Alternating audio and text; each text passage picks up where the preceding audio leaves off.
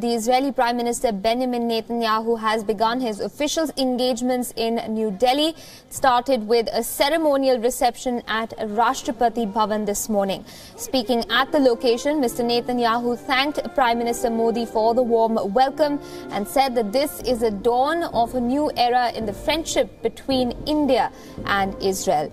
He is expected to hold bilateral talks and sign agreements on oil and gas, renewable energy, science and technology cooperation later in the day. This is a dawn of a new era in the great friendship between India and Israel. It began with Prime Minister Modi's historic visit to Israel, which created tremendous enthusiasm. It continues with my visit here, which I must say is deeply moving for my wife and me and for the entire people of Israel. And I think it heralds a flourishing of our partnership to bring prosperity and peace and progress for both our peoples. Prime Minister Netanyahu is accompanied by a 130-member delegation drawn from the cyber and agriculture sectors as well as from defense. On the second day of the Israeli Prime Minister's visit, the two countries are also likely to discuss defense, cybersecurity and innovation. Agriculture, Ayurveda and cooperation on water technology is also on the agenda.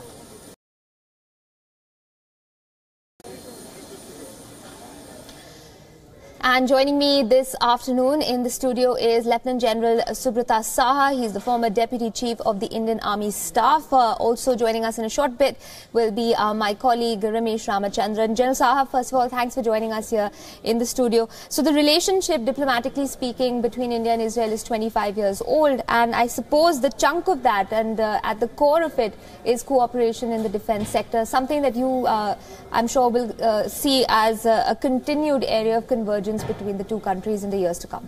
Sure. In fact, I would say that it's actually a century of a relationship. And you saw it yesterday. Yes. When the Israeli Prime Minister went and laid the wreath at the Teen Murti, now Teen Murti in Haifa. And last time when our Prime Minister had gone to Israel, he also went and laid the wreath at the memorial in Haifa, where 44 Indian soldiers were martyred. And well, now it's become common knowledge that even on the 61st Cavalry, based out of Jaipur, which actually combines the three Lancers, Hyderabad, Jodhpur and Mysore, yes, they celebrate the 23rd September as their battle honor day. So it's a very important event. It has been there in history, but the good news is, yes, it is surfacing now and more people are coming to know. In many ways, the fact that it has been given the kind of symbolism, the first, event after his arrival here, is also a way by which I think we are adding depth to this relationship. Sure. A relationship, as you mentioned, that really hinged on defense, is now getting the depth from defense with a sense of comfort in the defense relationship and spreading out to several other sectors, as you're noticing. There is health, there is agriculture, yes, there is cyber, science and technology, and also yes, it's indeed moving positively. Absolutely. And this is interesting also because just a few short months ago, India decided to axe that $500 million deal as far as the Rafale air defense, or rather I should say defense systems go. Do you think that that also indicates in some ways India's, upper hand, I wouldn't call it an upper hand, but India's stronger foreign policy initiatives saying that we will do what is necessary for India, irrespective of the relationship that we may enjoy with a country like Israel, with whom the defense ties have been so strong and been around for such a long time? You see, in the first place, our relationship with Israel, from a defense point of view, really speaking, has been there right, literally you can say from the 62 war onwards, 62, 65, 71, even 99 during the Kargil. So it has been there. And yes, also if you see the counterinsurgency operations that are happening, for instance, in J&K and all, we have been relying quite heavily on some Israeli high-tech equipment, like when I was a brigade commander in Kashmir. Right. Our primary, shall we say, piece of equipment, night equipment used to be the long-range reconnaissance and obstacle system, optical system, which would literally turn night into day. And more recently, when I was commanding the corps over there, the Heron UAVs, in fact, we hold more Herons than the Israeli Defense Forces do.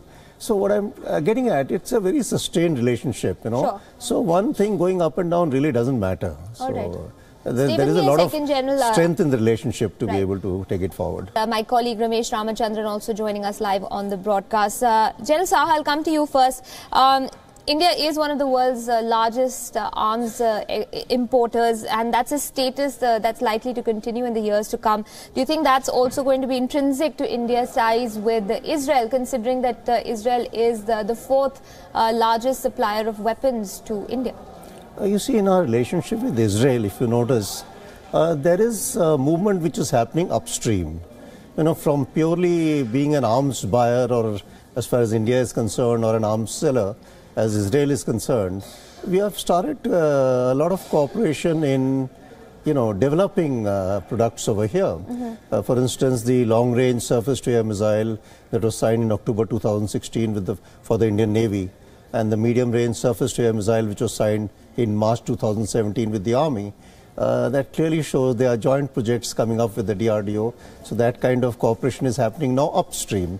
Likewise, if you see, a whole lot of our industries, private industries, have gone in for joint ventures with the Israelis. Yes. So in that sense, that shift is happening, from outright purchase to, in a sense, make in India. Absolutely, and that explains in some ways why there's such a huge 130-member delegation joining the Israeli Prime Minister as well. Ramesh Ramachandran, if I can come to you next. The interesting part in all of this is that India is a country that is often, been at the receiving end of hyphenation with a country that it doesn't wish to be hyphenated with, that's Pakistan. The same applies perhaps for Israel when it comes to Palestine. But India's relationship with Palestine has been something of old. It's most likely not going to change, as demonstrated best in terms of that vote that India chose to go with at the United Nations. And also, of course, it is India's refusal to back away from its relationship with Iran as well. How does Israel figure in all of this, and where does India and Israel's relationship, does it stay as strong, considering India's very clear policy on these other two countries? Well, Aisha, India, as far as India is concerned, India says that it will pursue independent policies towards all of these countries you mentioned, be it Israel, Palestine, Iran, or the wider Arab world.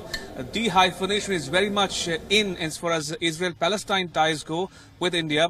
And India says it will pursue ties with both Israel and Palestine independent of each other. Therefore, there are two separate parallel tracks, as it were, as far as India is concerned with both Israel and Palestine.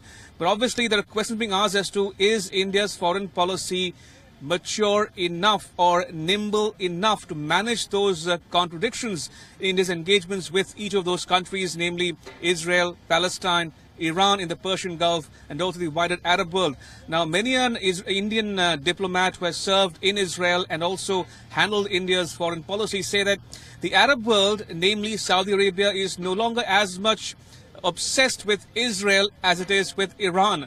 So the next fault line, as it were, might be in India's ties with Iran, not necessarily Israel or Palestine. And that, to my mind, is the next big challenge as far as India is concerned, to maintain relations on an even keel with all the countries in question, namely Israel, Palestine, Iran, and the wider Arab world. Absolutely. A lot was made, Ramesh, about the Israeli Prime Minister's decision to call the relationship between India and Israel as a marriage made in heaven. But interestingly, he used that very same phrase describing the relationship with China. I suppose that in many ways demonstrates Israel's own nimble policy when it comes to the two Asian giants.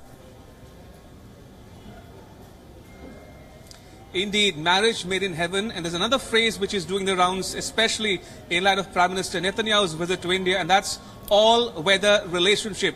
Now, this phrase has been used by the Israeli ambassador to India, Daniel Carmon, many a time in recent days to describe India-Israel relations today. He says it is all-weather relationship, and this is one phrase which again China uses to describe its ties with Pakistan. So clearly, how this might impact on India's ties with its countries in its immediate neighborhood remains to be seen. But the fact remains that Israel has become in some ways indispensable or an integral component, element, partner in India's security concerns or security architecture. And who better than General Saha to elaborate on this, Aisha? Would you care to, General Saha? Sure. You see, the important point which Ramchandran is making from there, see that old paradigm of the Arab world, that's undergoing a change. You know, whereas, of course, on a day-to-day basis, Israel is dealing with its security threats, as it were. But in the larger context, the strategic dynamic has undergone a change. We are seeing that what probably, you know, in Nasser's time, what the Arab world would mean doesn't mean the same anymore, because there are distribution in the power centers. And even from that point of view, if you look at the primary threat that even Israel sees today, it has undergone a change. Right. So that's why we are seeing, you know, that hyphenation or de-hyphenation is more something of the past. If you see, for example, when our Prime Minister went to Israel, it wasn't as if it was covered too much the way probably we are talking about it here. I'm talking about the media in the Arab world. Right. So that change is quite evident, and I quite endorse what Ramchandran is saying.